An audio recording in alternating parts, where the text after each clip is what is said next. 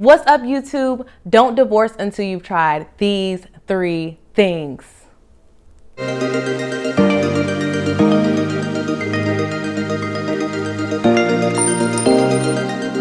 Thank you so much for stopping by. I am Shanika Lawrence, and I'm so excited to have you here with me today. Today we're talking about 3 different things that you can try before you divorce. So truth is, when you're dealing with marriage, you are going to face issues.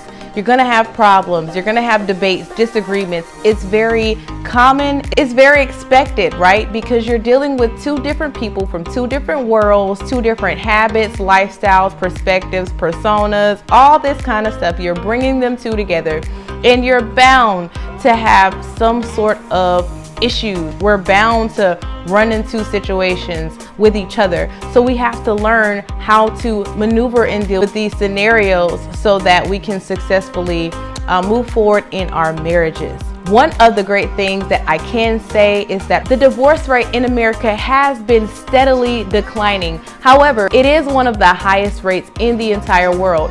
So we do have a little bit of work that we must do. It is said that 86% of marriages end for non-severe reasons. So that means that there was actually some solution that we could have come to, but because of our disregard, our pride, our desire to not make it work or follow through on our vow, that we have just now succumbed to divorce. You are also 10 times more likely to divorce once you divorce in one relationship, in another relationship, because you have now trained your mind to elude to running away from your problems, not trying to find solutions and face them head on. So now you're more likely to experience that in the future. Not everyone does, but it is just a statistic. One thing that I like to share is that, if we remember from the beginning that divorce is not an option, then we are more likely to go in with the mindset that we must do everything that we can to follow through on this vow, this covenant. And we have to remember that marriage is that serious. Don't get into it if you are not that serious. So here we go. Do not get a divorce until you've tried these 3 things. Number 1, counseling. Make sure that you 2 collectively have tried to go to a counselor, and we have different examples, types of counselors that you can seek counsel from.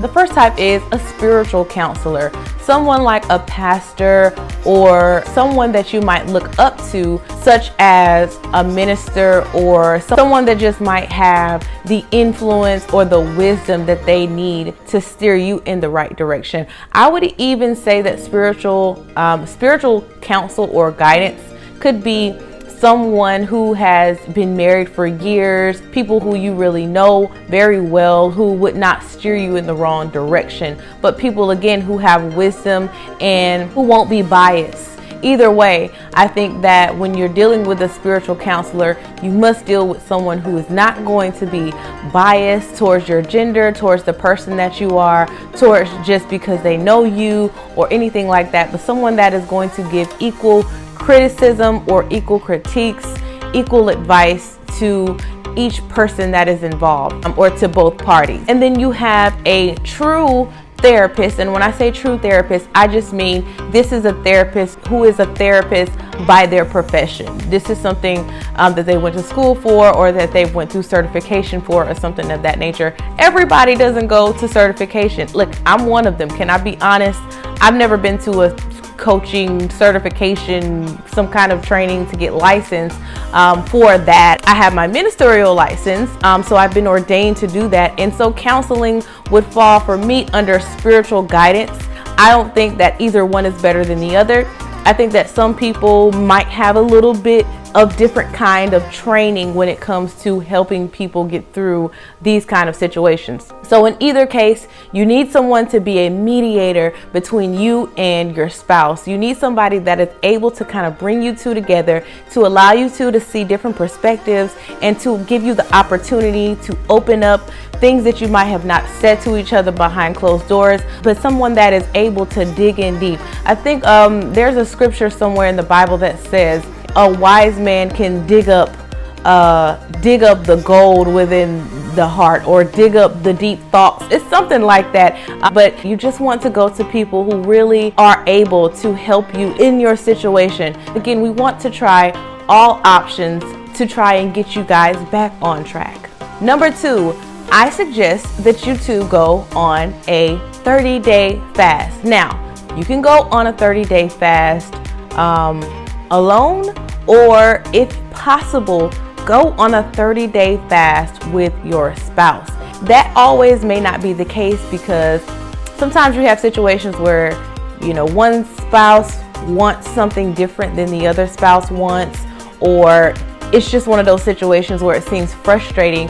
But the fast is for humbling, and the fast can actually help you to see the perspective of God on the situation, because a lot of times when things happen within marriages, it takes you into pride, it takes you even into depression or all these kind of spiritual attacks. And so because it is a spiritual attack, you have to fight it spiritually. We wrestle not against flesh and blood, but of powers and principalities in high things, in high places, in wickedness. We fight against those things. So we have to fight those things not with carnal weapons, but with spiritual weapons. And fasting is a spiritual weapon. So we have to remember that the enemy, Satan, he hates marriage. He does not like something that represents Christ in the church. He does not like something that represents a covenant.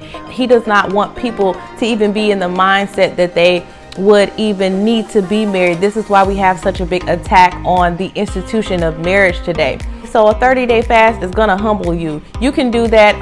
You could do like a liquid fast, or you could do, a fast where you're doing like 12 hours throughout the day.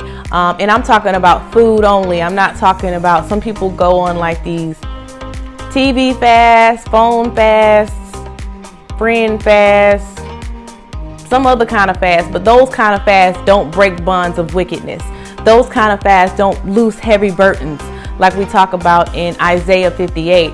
We need to break some of this spiritual stuff that's happening right now. So we gotta push away our plate and go on a fast. And I believe that in this fast that there are things that we must do, like, of course, prayer. There's no point of fasting if you're not going to pray. So prayer, petitioning God.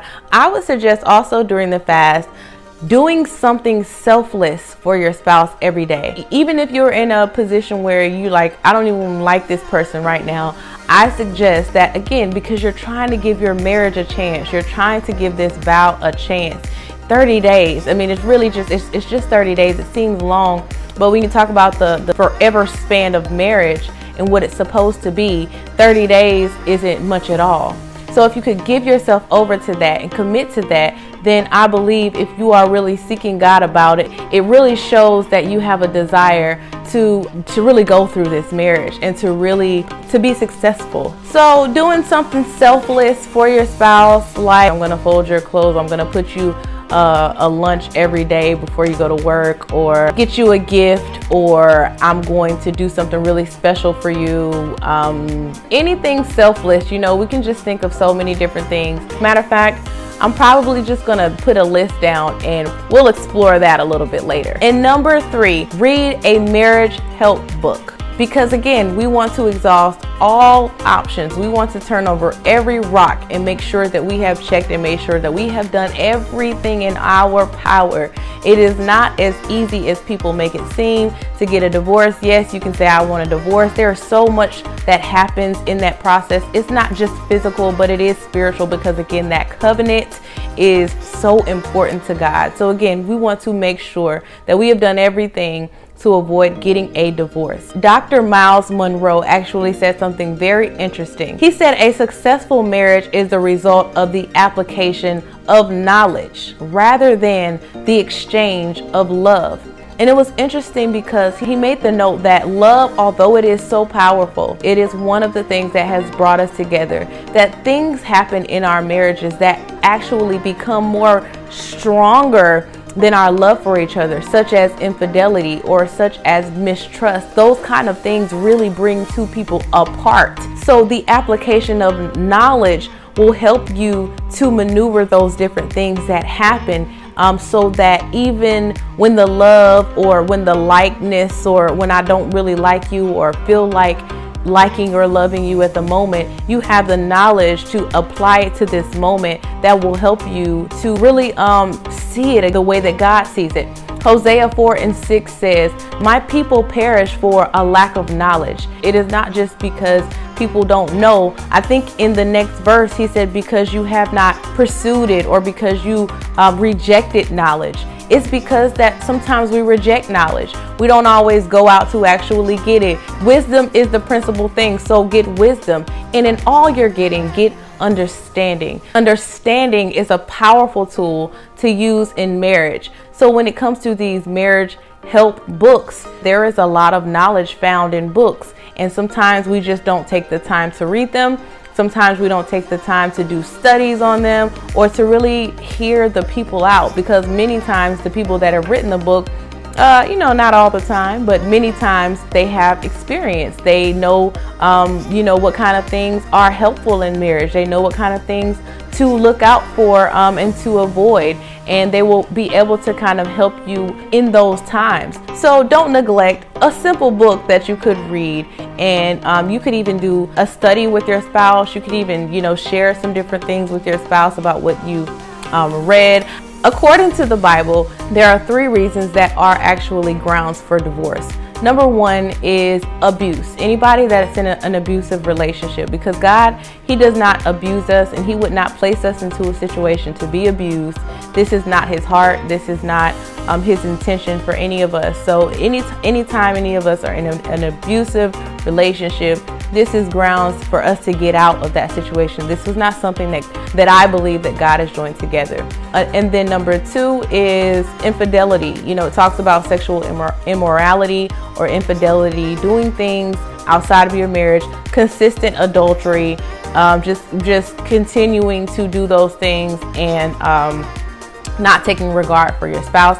And then number 3 is when you have an unbelieving spouse that has decided that he or she would like to leave you, then that's also grounds for divorce. So that means that any other thing that happens in your marriage, I understand, although as hard as it can be, and we've been through, some hard stuff, as hard as it can be, even infidelity, although it's mentioned in one of those reasons, that could be grounds for divorce. Let's say that person has really gone through a process where they have, understood that this is not what they want to do. They don't want to continue in this. They ask for forgiveness and things of that nature. If you have it in your heart to forgive them, then, you can still keep, you guys can continue to do that. Infidelity does not mean that, you have to divorce. So, there are, again, biblically legal things that you have is a safeguard. Everything else that happens has a solution. So we just have to remember that there is a solution to the problem. There is a solution to whatever we're facing. And if we would go and search for that solution, go search heartily for that solution so that we do not miss out on the opportunity to just continue to be in this blessed union. I do believe that marriage is blessed. I do believe that there are so many benefits to being married. It does take the 2 people collectively really working it out. It also takes, people taking an introspective look to themselves. So it is hard to deal with, another person who has not taken the time to do introspection. But, if we can get to that point where we can look within ourselves and we can really help our own selves and build our own selves up and place a lot of value on our own selves, then we can get to the place where we can work together as a team and understand how working together really benefits us as a whole. So all right, guys, I hope that you guys enjoyed that. These are 3 things that you can try before you divorce. Please, if you have not exhausted all of your options, do not go get those papers. Give your marriage another chance. Give love another chance. Give your commitment and your discipline another chance. You have it in you. Your spouse has it in them. But we got to fight these things. And it may not always be physical. It may be spiritual, something that we're dealing with. So let's work hard to get these divorce rates down consistently even more, and just to instill better marital practice ideas in our kids and our generations to come, so that going forward we can, have these successful stories and that we can have these successful outcomes in our lives and in our world. All right, guys, thanks for watching. I love you guys so much. Please like and subscribe to my videos again, and I will see you guys very soon in the next video. Bye.